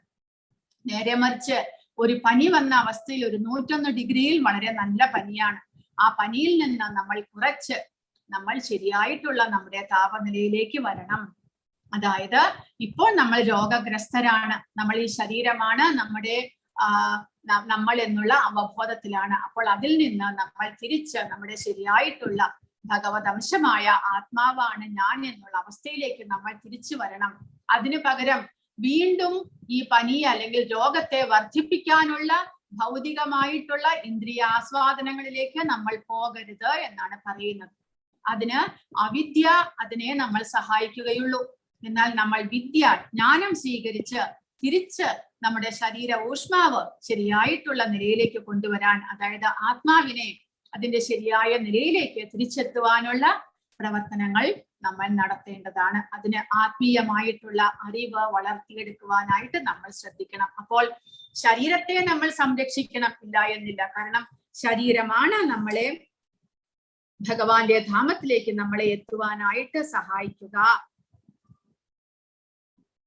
തന്റെ ഗൃഹം ഈ ഭൗതിക ലോകത്തിൽ അല്ല എന്ന വസ്തുത ഓർമ്മിച്ചിരിക്കുന്നതിനായി ഇന്ത്യയിൽ മേൽ പറഞ്ഞ ശാസ്ത്രങ്ങളും മറ്റ് രാജ്യങ്ങളിൽ മറ്റ് ശാസ്ത്രങ്ങളും ഭഗവാൻ ദയവായ്പോയോട് കൂടി നൽകിയിരിക്കുന്നു. ജീവസത്ത ആത്മീയ സത്തയാണ്. മാത്രമല്ല തന്റെ ആത്മീയ ഗേഹത്തിൽ എത്തിയാൽ മാത്രമേ അയാൾക്ക് സന്തുഷ്ടനാകുവാൻ കഴിയുകയുള്ളൂ. ജീവാത്മാവ് ആധ്യാത്മികനായതുകൊണ്ട് ആ ജീവാത്മാവിന്റെ യഥാർത്ഥ ഗൃഹം, വാസസ്ഥാനം എന്നുള്ളത് ആധ്യാത്മിക ലോകമാണ്. ഭഗവാനോടൊപ്പമാണ് ജീവാത്മാവിന്റെ വാസസ്ഥാനം. ഇപ്പോൾ തെറ്റായ ഗൃഹത്തിലേക്ക് വന്നിരിക്കുന്നു. അപ്പോൾ ഇവിടെ നിന്ന് തിരിച്ച് ആ ജീവാത്മാവിന് ആധ്യാത്മിക ലോകത്തിൽ എത്തുവാൻ ആധ്യാത്മികമായിട്ടുള്ള ശിക്ഷണങ്ങൾ നൽകി ജീവാത്മാവിനെ പരിശുദ്ധനാക്കുവാനായിട്ട് നമ്മൾ പരിശ്രമിക്കേണ്ടതിനാണ്. അതിനു വേണ്ടിയിട്ട് ഭഗവാൻ തന്റെ സാമ്രാജ്യത്തിൽ നിന്നും തന്റെ വിശ്വസ്ത സേവകരെ അയക്കുകയും ചിലപ്പോൾ സ്വയം ഈ കൃത്യനിർവഹണത്തിന് എത്തുകയും ചെയ്യുന്നു. ഭഗവാൻ അപ്പോൾ വളരെ ദയാലുവാണ്. നമ്മൾ ജീവാത്മാക്കളാണ് ഭഗവാനെ വിട്ടിട്ട് ഭഗവാനുമായിട്ടുള്ള ബന്ധം അവസാനിപ്പിച്ച് ഇങ്ങോട്ടേക്ക് വന്നത്. പക്ഷെ എങ്കിലും ഭഗവാൻ നമ്മുടെ പിതാവായതുകൊണ്ട് അദ്ദേഹം കരുണയോടുകൂടി നമ്മുടെ യഥാർത്ഥ പൊസിഷൻ എന്താണ് എന്ന് നമ്മളെ അറിയിക്കുവാനും നമ്മളെ തിരിച്ചു കൊണ്ടുപോകാനുമായിട്ട് ഇടയ്ക്കിടയ്ക്ക് അദ്ദേഹത്തിന്റെ ഭക്തന്മാരെ ആചാര്യന്മാരായിട്ട് അയക്കുന്നു. ഇടയ്ക്ക് സ്വയം അദ്ദേഹം വരുന്നു, നമുക്ക് ആധ്യാത്മിക ഗ്രന്ഥങ്ങൾ തരുന്നു, നമ്മളെ അവബോധിപ്പിക്കാനായിട്ട്. പക്ഷെ എങ്കിലും നമ്മൾ എത്ര പേർ അതിന് ഭഗവാൻ തന്നെ പറയുന്നുണ്ട്, ആയിരക്കണക്കിന് ആളുകളിൽ ഒരാൾ മാത്രമേ ഇതിനു വേണ്ടി പരിശ്രമിക്കുന്നുള്ളൂ. കാരണം ഈ ഭൗതിക പ്രപഞ്ചം എന്നുള്ളത് അത്രമാത്രം ശക്തമാണ്. മായ, ഭഗവാന്റെ മായ അത്രമാത്രം ശക്തമാണ്. കാരണം നമ്മൾ ആ മായയിൽപ്പെട്ട് വ്യാമോഹിതരായി ഈ ശരീരത്തിന്റെ സുഖത്തിന് വേണ്ടിയിട്ട് നമ്മൾ ആഗ്രഹിക്കുകയാണ് ചെയ്യുന്നത്. അപ്പോൾ അതല്ല, അത് രോഗസ്ഥിതിയാണ് എന്ന് മനസ്സിലാക്കണം. ശരീരബോധം എന്നുള്ളത് നമ്മുടെ രോഗഗ്രസ്ത അവസ്ഥയാണ്. എന്നാൽ ശരിയായിട്ടുള്ള അവസ്ഥ എന്നുള്ളത് നമ്മൾ ആധ്യാത്മികതയിലേക്ക് ഉയരുക എന്നുള്ളതാണ്. വൈദിക നിയന്ത്രണം. വേദങ്ങളിൽ ഇന്ദ്രിയ സംതൃപ്തിക്ക് വേണ്ടിയുള്ള പ്രവണകളാൽ രോഗഗ്രസ്തരായ മനുഷ്യന്റെ പ്രവർത്തനങ്ങളെ മോക്ഷ തത്വങ്ങളിലൂടെ ക്രമീവൽക്കരിച്ചിട്ടുണ്ട്. അപ്പോൾ വൈദിക വേദങ്ങളിലെല്ലാം പറഞ്ഞിരിക്കുന്നത് എന്താണ്? വേദങ്ങളിലൂടെ നമുക്ക് ശരിയായിട്ടുള്ള പാത വേദങ്ങളിൽ പറഞ്ഞിട്ടുണ്ട്. അതായത് പുരുഷാർത്ഥങ്ങൾ, ധർമ്മ, അർത്ഥ, കാമ, മോക്ഷ, ഈ 4 പുരുഷാർത്ഥങ്ങളിലൂടെ നമുക്ക് ആ മോക്ഷത്തിലേക്ക് ഈ ഭൗതിക ജീവിതം ലഭിച്ചാലും, ഒരു ഗൃഹസ്ഥനായിട്ട് ഈ ഭൗതിക ലോകത്തിൽ ജീവിക്കേണ്ടി വന്നാലും ആ വേദനിർദ്ദേശപ്രകാരമുള്ള ധാർമ്മികമായിട്ടുള്ള ജീവിതം നയിച്ച് ശരിയായിട്ടുള്ള ഇന്ദ്രിയ നിയന്ത്രണത്തിലൂടെയുള്ള തന്റെ സമ്പത്തിനെ വെറും കാമപൂർത്തിക്കായി കൊണ്ട് ഉപയോഗിക്കാതെ തന്റെ സമ്പത്തിനെ ശരിയായിട്ടുള്ള ശരീരത്തിന്റെ ശരിയായിട്ടുള്ള ഉപയോഗത്തിന് വേണ്ടി മാത്രം ഉപയോഗിച്ച് ഇന്ദ്രിയ നിയന്ത്രണത്തിലൂടെ ഉള്ള ഒരു ജീവിതം പിന്നീട് മോക്ഷത്തിലേക്ക് നമ്മളെ നയിക്കുന്നു. അങ്ങനെ വേദങ്ങളിലൂടെ നമുക്ക് ഉപദേശങ്ങൾ തന്നിട്ടുണ്ട്. ശരിയായിട്ടുള്ള പുരുഷാർത്ഥത്തിലൂടെയുള്ള ജീവിതമാണ് മുൻകാലങ്ങളിലെല്ലാം എല്ലാവരും നയിച്ചുകൊണ്ടിരുന്നതും. ഈവൻ രാജാക്കന്മാർ വരെ അവർക്ക് ഇന്ദ്രിയ സുഖഭോഗത്തിനുള്ള അവസരം വളരെ കൂടുതലാണ്. ഒരു രാജാവാണ്, വളരെയധികം സമ്പത്തും ഐശ്വര്യവും എല്ലാം ഉണ്ടായിരിക്കും. എങ്കിലും മുൻകാലങ്ങളിലെ രാജാക്കന്മാരും ഈ പുരുഷാർത്ഥങ്ങളിലൂടെയുള്ള ജീവിതമാണ് നയിച്ചുകൊണ്ടിരുന്നത്. ധാർമ്മികമായിട്ടുള്ള ജീവിതം, ഒരിക്കലും ഇന്ദ്രിയ നിയന്ത്രണം ഇല്ലാത്ത ഒരു ജീവിതമല്ല അവർ നയിച്ചിരുന്നത്. എപ്പോഴും ആ തന്റെ ലക്ഷ്യത്തെ കുറിച്ച് അവർക്ക് അറിയാമായിരുന്നു. പക്ഷേ ഇന്നത്തെ കാലത്ത് ധർമ്മം, മോക്ഷം എന്നിവയിൽ ജനങ്ങൾ തൽപരരല്ല. പിന്നെയോ അർത്ഥവും കാമവുമാണ് അവരുടെ ജീവിത ലക്ഷ്യം. നമുക്ക് അറിയുവാൻ സാധിക്കുന്നു. ഇപ്പോൾ ധാർമ്മികമായ ജീവിതം ആരാണ് നയിക്കുന്നത്? ധർമ്മത്തിന്റെ പാതയിലൂടെയുള്ള ജീവിതം വളരെ കുറച്ചു പേരെ നയിക്കുന്നുള്ളൂ. മിക്കവാറും എല്ലാവരും അർത്ഥം, അതായത് ധനം സമ്പാദിക്കുന്നതിനും ഇന്ദ്രിയ സുഖഭോഗത്തിനും വേണ്ടിയിട്ടുള്ള ജീവിതം മാത്രമാണ് നയിക്കുന്നത്. അപ്പോൾ ആ മോക്ഷത്തിലേക്ക് എങ്ങനെ പോകുവാൻ സാധിക്കും? മോക്ഷത്തിന്റെ കാര്യം ആർക്കും അറിഞ്ഞുകൂടാ തന്നെ. അങ്ങനെ ഒരു ജീവിതമുണ്ട്, നമ്മൾ ആത്മാക്കളാണ് എന്നുള്ള അറിവ് തന്നെ ആർക്കും തന്നെ ഇല്ല. അപ്പോൾ ശരിയായിട്ടുള്ള ധർമ്മത്തിന്റെ പന്ഥാവ് യഥാർത്ഥത്തിൽ ആത്മസാക്ഷാത്കാരത്തിന് ഉള്ളതാണ് എന്നാണ് പറയുന്നത്. ഈ അവസ്ഥയിലുള്ള അനിയന്ത്രിതമായ ഇന്ദ്രിയാസ്വാദനം അജ്ഞതയിലേക്കും മരണത്തിലേക്കുമുള്ള പാതയാണ് എന്നാണ് പറയുന്നത്. വിദ്യയുടെ സംസ്കാരം അഥവാ ആത്മജ്ഞാനം മനുഷ്യന് അത്യന്താപേക്ഷിതമാണ് എന്ന് പറഞ്ഞിരിക്കുന്നു. ഭൗതിക ഇന്ദ്രിയങ്ങളുടെ പ്രവർത്തനങ്ങൾ ആത്മീയ ഇന്ദ്രിയങ്ങളുടെ ഒരു തലകീഴായ പ്രതിഫലനമാണ്. രോഗഗ്രസ്തമായ അവസ്ഥയിൽ ആത്മാവ് ഭൗതിക ആവരണത്തോട് കൂടി ഭൗതിക പ്രവർത്തനങ്ങളിൽ വ്യാപരിക്കുന്നു. ഭൗതികതയാകുന്ന രോഗബാധ മാറുമ്പോൾ മാത്രമേ യഥാർത്ഥ ഇന്ദ്രിയാസ്വാദനം സാധ്യമാകുകയുള്ളൂ. അങ്ങനെ ഭൗതിക മാലിന്യങ്ങൾ ഇല്ലാത്ത നമ്മുടെ പരിശുദ്ധമായ ആത്മീയ രൂപത്തിൽ യഥാർത്ഥ ആനന്ദം സാധ്യമാകും. അപ്പോൾ അതിന് വേണ്ടിയിട്ട് ആ രോഗം ഭേദമാകുവാനായിട്ട് നമ്മൾ ഭഗവാനെ ആരാധിക്കണം. ശരീരത്തിന്റെ നിലനിൽപ്പിന് ആവശ്യമായ എല്ലാ പ്രവർത്തനങ്ങളും മതിയാക്കണമെന്നല്ല അതിന്റെ അർത്ഥം. പിന്നെയോ പ്രവർത്തികൾ നിർത്തുക എന്നുള്ള പ്രശ്നമേ ഉദിക്കുന്നില്ല. ജ്വരബാധിതയിൽ നിന്ന് മോചിതനാകാൻ ശ്രമിക്കുമ്പോൾ ഒരുവന്റെ താപനില മുഴുവനായി കുറയ്ക്കാത്തതുപോലെ മോശമായ ഇടപാടിന്റെ പരമാവധി പ്രയോജനം നേടുക. അപ്പോൾ ഇന്ദ്രിയാസ്വാദനം ഇല്ലാതാക്കിയാൽ മാത്രമേ നമുക്ക് ആധ്യാത്മികതയിലേക്ക് പ്രവേശിക്കാനാകൂ എന്ന് പറയുമ്പോൾ നമ്മൾ ശരീരത്തിന്റെ പ്രവർത്തനങ്ങൾ പൂർണ്ണമായിട്ടും നിർത്തുകയാണോ? ഒരിക്കലുമല്ല. ശരീരത്തിന്റെ പ്രവർത്തനങ്ങളെ നമ്മൾ ശരിയായിട്ടുള്ള വഴിയിലേക്ക് തിരിച്ചുവിടുന്നു. ഭൗതികതയിൽ നിന്ന് ആത്മീയതയിലേക്ക് തിരിച്ചുവിടുന്നു എന്നാണ് ഇവിടെ ഉദ്ദേശിക്കുന്നത്.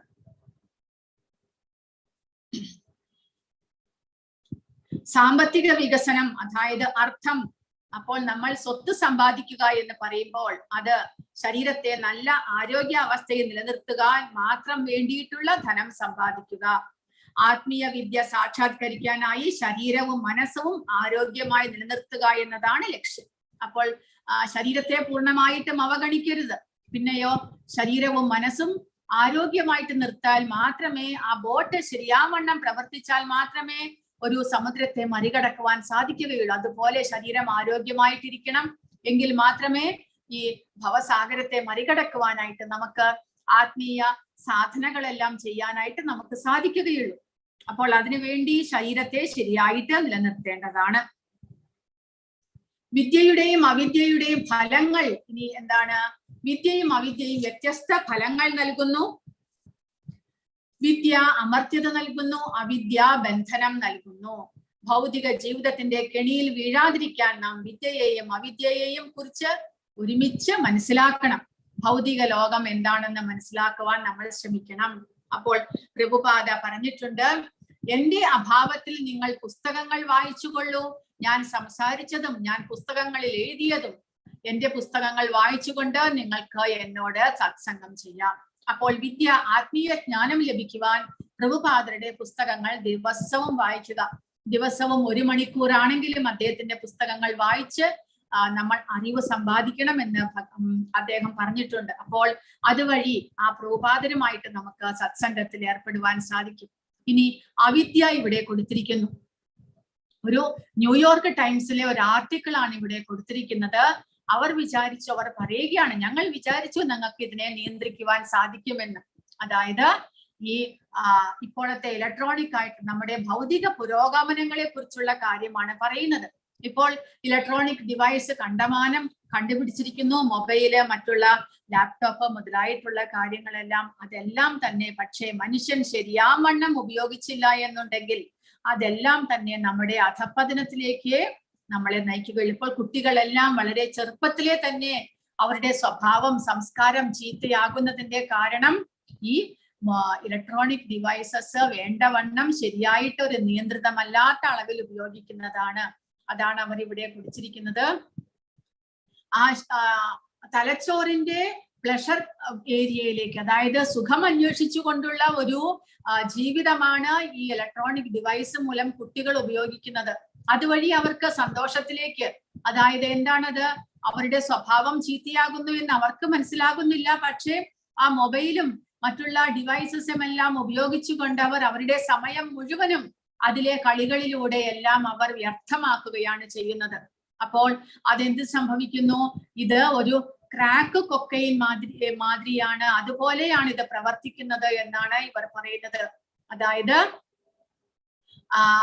ഇതിൽ ഇവർ പറയുന്നത് ആ ഫോണിലുള്ള ഡെവിൾ, അതായത് ചെകുത്താന്റെ ആ ഒരു സ്വഭാവം ആ കുട്ടികളെ അവരുടെ സ്വഭാവത്തെ കൺട്രോൾ ചെയ്യുന്നു. അവർക്ക് എത്രയോ കുട്ടികൾ ഇപ്പോൾ നമ്മൾ പേപ്പറിലെല്ലാം കാണാൻ സാധിക്കുന്നുണ്ട്. മൊബൈലിന്റെ ഉപയോഗം, മൊബൈലിൽ കളിക്കുന്നത് നിർത്തുമ്പോൾ അവർ സൂയിസൈഡ് വരെ ചെയ്യാൻ പോകുന്നു. എന്താണ് അതിന്റെ കാരണം? ആ സംസ്കാരം അത്രമാത്രം അധപ്പതിക്കുന്നു. നമ്മൾ പുരോഗമനമാണ് എന്ന് പറയുന്നു. കാരണം ഇത് പുരോഗമനമാണെങ്കിലും ഇത് ആധ്യാത്മികതയിലേക്ക് നമ്മൾ ഉപയോഗിച്ചില്ല എന്നുണ്ടെങ്കിൽ ഇതെല്ലാം തന്നെ ഭൗതികമായിട്ടുള്ള ഇന്ദ്രിയ സുഖഭോഗത്തിന് വേണ്ടിയിട്ട് നമ്മുടെ ഈ പുരോഗമന വസ്തുക്കളെ നമ്മൾ ഉപയോഗിച്ചു കഴിഞ്ഞാൽ അത് നമ്മുടെ ആത്മഹത്യയിലേക്ക് തന്നെ നമ്മളെ നയിക്കുന്നു. എന്നാൽ ആ ഉപയോഗങ്ങളെല്ലാം തന്നെ, ഈ പുരോഗമനം നമ്മൾ കണ്ടുപിടിച്ചിട്ടുള്ള ഈ പുതിയ ഉപയോഗ വസ്തുക്കളെല്ലാം തന്നെ ആത്മീയമായിട്ട് നമുക്ക് വളരെയധികം സഹായിക്കുന്നു, ഇല്ലേ? പ്രഭുപാദരുടെ ലെക്ചർ എല്ലാം സേവ് ചെയ്ത് വെക്കാനും നമുക്ക് ആവശ്യമുള്ളപ്പോൾ കേൾക്കുവാനും ഇപ്പോൾ ഈ ഉപകരണങ്ങൾ ഉള്ളത് കൊണ്ടാണ് സൂം വഴി നമുക്ക് ഓൺലൈൻ ക്ലാസ്സുകളെല്ലാം ചെയ്യാൻ സാധിക്കുന്നത്. അപ്പോൾ അതുവഴി നമ്മളെ ആത്മീയമായിട്ട് തിരിക്കുകയാണെങ്കിൽ നമുക്കത് വളരെയധികം പ്രയോജനപ്പെടുന്നു. പ്രഭുപാദ പറയുന്നു ഇവിടെ, കൃഷ്ണന്റെ സേവനത്തിൽ നാം എന്തെങ്കിലും ഭൗതിക വസ്തു ഉപയോഗിക്കുന്നുവെങ്കിൽ അത് ഭൗതികമല്ല, ആത്മീയമാണ്. എന്നാൽ മറിച്ച് നമ്മൾ ഭൗതിക ഇന്ദ്രിയ സുഖഭോഗത്തിന് വേണ്ടി അത് നമ്മൾ ഉപയോഗിക്കുകയാണെങ്കിലോ അത് നമ്മൾ സൂയിസൈഡ് ചെയ്യുന്നതിന് തുല്യമാണ് എന്ന് പറയുന്നത്. നമ്മളെ തീർച്ചയായിട്ടും ഭഗവാനിൽ നിന്ന് വീണ്ടും ദൂരെ ദൂരെ ദൂരെ കൊണ്ടുപോകുന്നു. നമ്മുടെ ഇന്ദ്രിയ സുഖത്തിന് വേണ്ടിയിട്ട് നമ്മൾ അത് ഉപയോഗിക്കുന്നു, അത് നമ്മുടെ അധപതനത്തിന് കാരണമാകുന്നു എന്നാണ് പറയുന്നത്.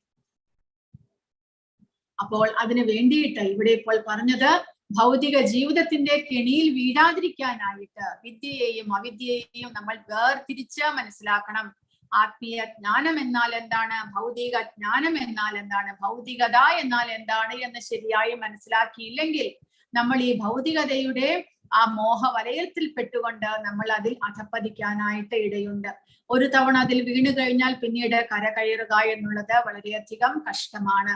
അതുകൊണ്ട് കുട്ടികളെ എസ്പെഷ്യലി ചെറുപ്പത്തിലെ തന്നെ ആത്മീയമായിട്ട് വളരുവാനായിട്ട് അവരെ നമ്മൾ ശ്രദ്ധിക്കണം. കാരണം അല്ലെങ്കിൽ ഈ ഭൗതികമായിട്ടുള്ള കെണി എന്നുള്ളത്, ഭൗതികമായിട്ടുള്ള പുരോഗമനം എന്നുള്ളത് അത്രമാത്രം വർദ്ധിച്ചിരിക്കുന്നു. വളരെ ചെറുപ്പത്തിലെ കുട്ടികൾ ഇതിൽ അഡിക്റ്റായി പോകുന്നത് നമ്മൾ കാണുന്നുണ്ട്. അപ്പോൾ അങ്ങനെ ഒരു അഡിക്ഷൻ വരാതിരിക്കാനായിട്ട് അവരെ ആത്മീയമായിട്ടുള്ള ശിക്ഷണം കൊടുത്തുകൊണ്ട് തന്നെ നമ്മൾ വളർത്തേണ്ടതാണ് എന്ന്.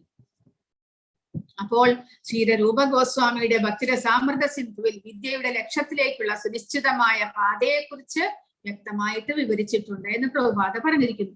ഭാഗവതത്തിൽ പറഞ്ഞിരിക്കുന്നു, തസ്മാദേകേന മനസാ ഭഗവാൻ സാത്വതാം പതിഹി ശ്രോതവ്യഃ കീർത്തിതവ്യശ്ച ധ്യേയ പൂജ്യശ്ച നിത്യത. അതിനാൽ ഒരുവൻ ഏക മനസ്കനായി ഭക്തരക്ഷകനായ ഭഗവാനെ കുറിച്ച് ശ്രവിക്കുകയും കീർത്തിക്കുകയും സ്മരിക്കുകയും ആരാധിക്കുകയും ചെയ്യേണ്ടതാണ്.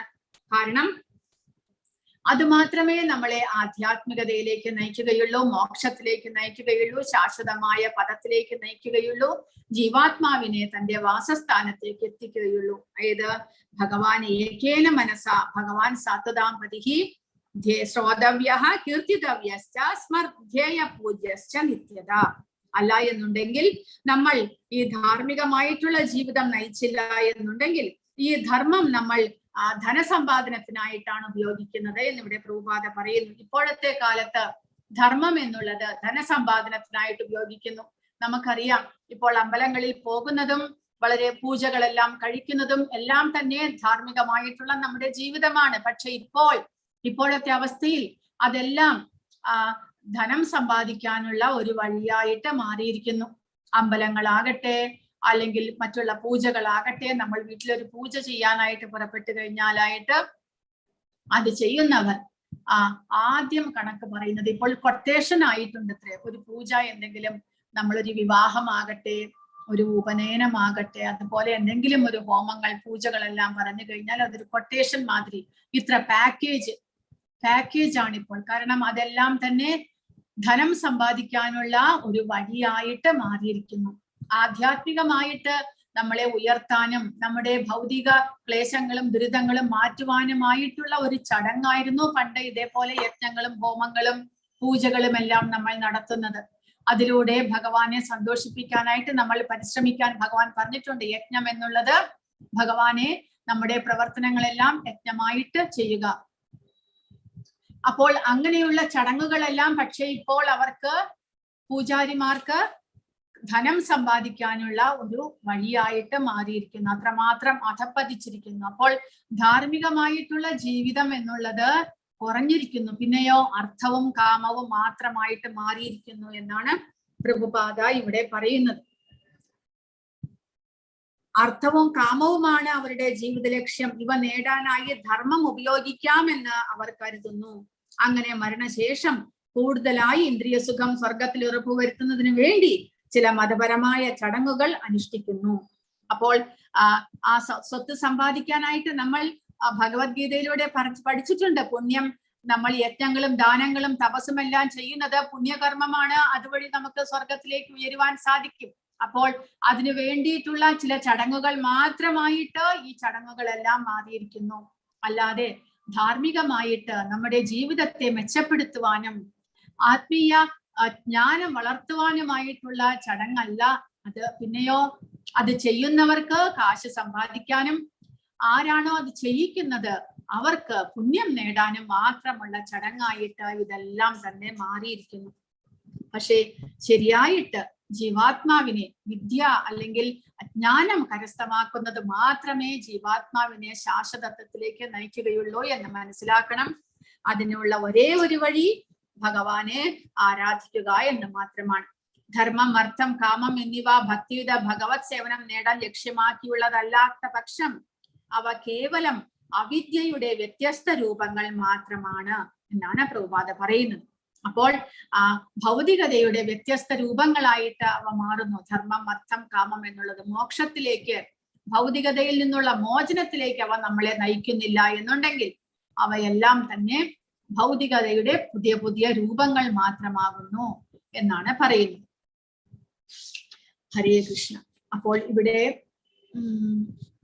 ഇവിടെ കൊടുത്തിട്ടുണ്ട് പ്രഭുപാദ പുതിയ ഭൗതിക വസ്തുക്കൾ ആധ്യാത്മികമായിട്ട് ഉപയോഗിക്കുകയാണെങ്കിൽ അവയെല്ലാം തന്നെ ആധ്യാത്മികമാണ് എന്ന്. പ്രഭുപാദ അവിടെ അമേരിക്കയിലെല്ലാം ഉള്ളപ്പോൾ അവിടുത്തെ ഏറ്റവും ലേറ്റസ്റ്റ് കാറുകളാണ് പ്രഭുപാദർക്ക് സഞ്ചരിക്കാനായിട്ട് അവിടുത്തെ ഭക്തന്മാർ കൊടുത്തിരുന്നത്. അപ്പോൾ അവിടെയുള്ളവരെല്ലാം ഇന്റർവ്യൂ ചെയ്യുമ്പോൾ ചോദിക്കും, അങ്ങ് ഒരു സ്വാമിജി അല്ലേ, സന്യാസിയല്ലേ, അങ്ങ് ഇങ്ങനത്തെ ലക്ഷറി കാറുകളിലെല്ലാം സഞ്ചരിക്കുമോ, അതെല്ലാം അങ്ങേക്ക് വർജ്യങ്ങളല്ലേ എന്നെല്ലാം ചോദിക്കും, ക്വസ്റ്റ്യൻസ്. അപ്പോൾ അദ്ദേഹം പറയുമായിരുന്നു, ഞാൻ എന്റെ സുഖത്തിന് വേണ്ടിയിട്ടല്ല ഇതെല്ലാം ഉപയോഗിക്കുന്നത്, എന്റെ ഭക്തന്മാർ ഇത് ഭക്തി പ്രചാരം ചെയ്യുവാനായിട്ട് എന്നെ കൊണ്ടുപോകാൻ തന്നിരിക്കുന്നു. അപ്പൊ ഞാൻ എന്തിനു വേണ്ടിയിട്ട് അത് ഉപേക്ഷിക്കണം? ഞാൻ ഭഗവാന്റെ സേവനത്തിനായിട്ടാണ് ഇതെല്ലാം ഉപയോഗിക്കുന്നത്, അതുകൊണ്ട് അതൊരിക്കലും എന്നെ ബന്ധനത്തിലാക്കുന്നില്ല എന്ന് പ്രഭുപാദ പറയുന്നു. അപ്പോൾ നമ്മുടെ ഉദ്ദേശം എന്താണ്? ഇതെല്ലാം നമ്മൾ ഉപയോഗിക്കുമ്പോൾ, ആധുനിക ഉപകരണങ്ങളെല്ലാം നമ്മൾ ഉപയോഗിക്കുമ്പോൾ അതെല്ലാം ഭഗവാന്റെ സേവനത്തിനായി കൊണ്ട് ഭഗവാന്റെ ഉപദേശങ്ങൾ പ്രചരിപ്പിക്കാനായിട്ട് നമ്മൾ ഉപയോഗിക്കുകയാണെങ്കിൽ അതൊന്നും തന്നെ നമ്മളെ ബന്ധനത്തിലാക്കുന്നില്ല. എന്നാൽ നേരെ മറിച്ച് നമ്മുടെ സ്വന്തം സന്തോഷത്തിന്, എന്തെങ്കിലും ഒരു ഇന്ദ്രിയ സുഖത്തിന് വേണ്ടിയിട്ട് നമ്മൾ ഉപയോഗിക്കുകയാണെങ്കിൽ അത് തീർച്ചയായിട്ടും നമ്മളെ ബന്ധനത്തിലാക്കുന്നു. അപ്പോൾ ഇനി ഹിരണ്യകശിപു എന്ന പേരിന്റെ അർത്ഥം എന്താണ്? ആരെങ്കിലും ഈ അധ്യായം മന്ത്രം വായിച്ചിരുന്നോ? ഇതിൽ പ്രഭുപാദ കൊടുത്തിട്ടുണ്ട്. ഹിരണ്യകശിപുവിനെ കുറിച്ച് കൊടുത്തു. അതിൽ പറയുന്നുണ്ട്, ഹിരണ്യം എന്നാൽ സ്വർണം എന്നാണ് അർത്ഥം, കശിപു എന്നാൽ മൃദുല ശയ്യ എന്നും. അപ്പോൾ ധനം, സ്ത്രീ എന്നീ രണ്ട് വസ്തുക്കളിലായിരുന്നു ഹിരണ്യകശിപുവിന് താല്പര്യം. അനശ്വരനായി തീർന്ന് ഇത് ആസ്വദിക്കാൻ ആഗ്രഹിച്ച അയാൾ ബ്രഹ്മാവിനോട് അമരനായി തീരുക എന്ന തന്റെ ആഗ്രഹ സാഫല്യത്തിന് വേണ്ടി നേരെയല്ലാത്ത പല വരങ്ങളും ചോദിച്ചു. അപ്പോൾ ഹിരണ്യകശിപു എന്നുള്ള പേരിന്റെ അർത്ഥം, ഹിരണ്യം എന്ന് പറഞ്ഞാൽ സ്വർണവും, കശിപു എന്ന് പറഞ്ഞാൽ മൃദുലമായിട്ടുള്ള മെത്ത എന്നാണ് അർത്ഥം എന്നാണ് പറയുന്നത്. അപ്പോൾ ഹിരണ്യകശിപു അമരത്വം വേണമെന്ന് ആഗ്രഹിച്ചത് എന്തിനു വേണ്ടിയിട്ടാണ്? ഇതുപോലെ ഭൗതിക സുഖങ്ങൾ ആസ്വദിക്കാൻ വേണ്ടിയിട്ട്. എല്ലാവരെയും കീഴടക്കി, ഇന്ദ്രനെയും എല്ലാവരെയും കീഴടക്കി സ്വർഗരാജ്യം മുതൽക്ക് താഴെ പാതാളം വരെയുള്ള എല്ലാ ലോകങ്ങളെയും അടക്കി ഭരിക്കുവാനായിട്ട് ഹിരണ്യകശിപു ആഗ്രഹിച്ചു. അതിനു വേണ്ടിയിട്ട് എന്നേക്കുമായിട്ട്, കുറച്ചു നാളത്തേക്കല്ല, എന്നേക്കുമായിട്ട് താൻ ഭരിക്കണം. അതിനു വേണ്ടിയിട്ടാണ് ഈ അമരത്വം വേണമെന്ന് ഹിരണ്യകശിപു ആഗ്രഹിച്ചത്. പക്ഷേ ഭൗതിക പ്രകൃതി എല്ലാത്തിനും മീതെയാണ്, അതിനെ കീഴടക്കുക എളുപ്പമല്ല എന്ന് ഭഗവാന്റെ ആവിർഭാവത്തോടു കൂടി ഹിരണ്യകശിപുവിന് മനസ്സിലാക്കുകയുണ്ടായി. കാരണം ഭൗതിക പ്രകൃതിയുടെ വ്യാമോഹത്തിൽ പെട്ടിട്ടാണ് ഹിരണ്യകശിപു ഇങ്ങനെയുള്ള ഒരു പ്രവർത്തികളെല്ലാം തന്നെ ചെയ്തത്. താൻ അമരനാണ്, താൻ അജയ്യനാണ്, തന്നെ ആർക്കും കീഴടക്കുവാൻ സാധിക്കുകയില്ല എന്ന് ഹിരണ്യകശിപു വിചാരിച്ചെങ്കിലും ഹിരണ്യകശിപു സ്വയം ഭൗതിക പ്രകൃതിയുടെ മായയ്ക്ക് വഴിപ്പെട്ട് ഇങ്ങനെ തെറ്റായ വഴിയിലൂടെ നീങ്ങുകയായിരുന്നു. അത് ഹിരണ്യകശിപുവിന് മനസ്സിലായില്ല. അത് മനസ്സിലാക്കാതിരിക്കുക എന്നുള്ളതാണ് മായയുടെ ശക്തി. നമ്മൾ മനസ്സിലാക്കുകയേ ഇല്ല. നമ്മൾ എപ്പോൾ വ്യാമോഹത്തിൽപ്പെട്ടു, എപ്പോൾ ഇങ്ങനെ തെറ്റായ വഴിയിലൂടെ നമ്മൾ നീങ്ങുന്നു എന്ന് നമുക്ക് മനസ്സിലാകില്ല. കാരണം ആ ഗുണങ്ങൾ നമ്മളെ അത്രമാത്രം വ്യാമോഹിപ്പിക്കുന്നു. ആ ഗുണങ്ങളുടെ മായാവലയത്തിൽപ്പെട്ട് നമ്മൾ വ്യാമോഹിതരായിക്കൊണ്ട് നമ്മൾ ഏത് പ്രവൃത്തിയാണ് ചെയ്യുന്നത് എന്ന് നമ്മൾ മനസ്സിലാകുന്നില്ല. അതാണ് ഹിരണ്യകശിപുവിനും പറ്റിയ അബദ്ധം. ഈ ഭൗതിക ലോകത്തിന്റെ ദുരിതങ്ങൾ എന്തിനെ അനുസ്മരിപ്പിക്കാൻ നേരിട്ടല്ലാതെ സഹായിക്കുന്നു?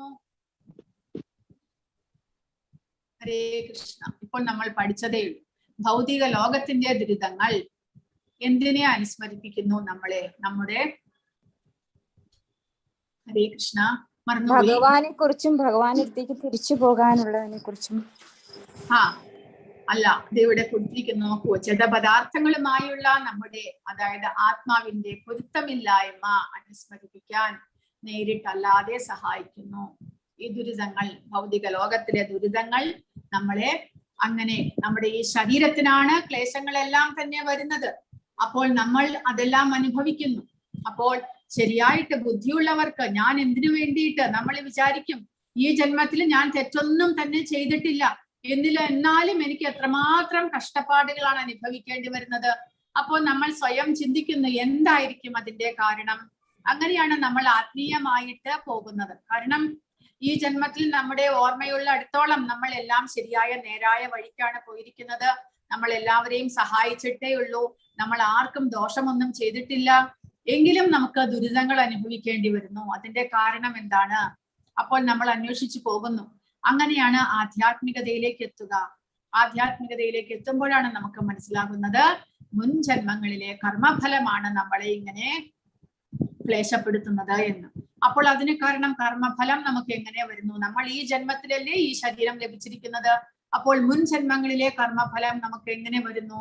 അപ്പോഴാണ് മനസ്സിലാകുന്നത്, ഈ ജന്മത്തിലെ ശരീരമല്ല നമ്മൾ എന്നുള്ളത് ശരിയായിട്ടും ആത്മാവാണ്. ശരീരത്തിനുള്ളിൽ വസിക്കുന്ന ആത്മാവാണ് നമ്മൾ. ആ ആത്മാവ് അനേക ജന്മങ്ങളിലായിട്ട് ഇവിടെ പുതിയ പുതിയ ശരീരങ്ങൾ എടുത്തുകൊണ്ട് ജീവിച്ചുകൊണ്ടേയിരിക്കുന്നു. അപ്പോൾ ആത്മാവിന് ഓരോ ജന്മത്തിലും ഓരോ ശരീരത്തിലും ചെയ്യുന്ന പ്രവർത്തനത്തിന്റെ ഫലങ്ങൾ അനുഭവിക്കേണ്ടതായി വരുന്നു. അങ്ങനെ ആത്മാവ് ശാശ്വതനാണ്, ഭൗതികനല്ല. ഭൗതിക ശരീരമാകുന്ന ഒരു ആവരണം ആത്മാവിന് ലഭിക്കുകയാണ്. ഇതെല്ലാം മനസ്സിലാകുമ്പോൾ അങ്ങനെ ഈ ദുരിതങ്ങൾ ആ ജഡപദാർത്ഥമായിട്ടുള്ള ശരീരവുമായിട്ട് നമ്മൾ ഒരിക്കലും പൊരുത്തപ്പെടാതെ പോകുന്നതിന്റെയും ആ ശരീരം മൂലം നമുക്ക് ലഭിക്കേണ്ടി വരുന്ന, അനുഭവിക്കേണ്ടി വരുന്ന ദുരിതങ്ങളെയും, ശരീരം മൂലം നമ്മൾ പല പല ജന്മങ്ങൾ എടുക്കേണ്ടി വരുന്നതിനെയും കുറിച്ച് നമുക്ക് മനസ്സിലാക്കി തരുന്നു. അങ്ങനെ നമ്മൾ ആധ്യാത്മിക ജ്ഞാനത്തിലേക്ക് നമ്മൾ കടക്കുകയാണ്. അതിനു വേണ്ടിയിട്ട് അത് സഹായിക്കുന്നു. ഈ ദുരിതങ്ങളും ക്ലേശങ്ങളും നമ്മളെ ആ വഴിയിലേക്ക് നയിക്കുന്നു എന്നാണ് പറയുന്നത്. ഹരേ കൃഷ്ണ. ഇനി ആർക്കെങ്കിലും എന്തെങ്കിലും ചോദ്യങ്ങളോ സംശയങ്ങളോ ഉണ്ടെങ്കിൽ ചോദിക്കൂ.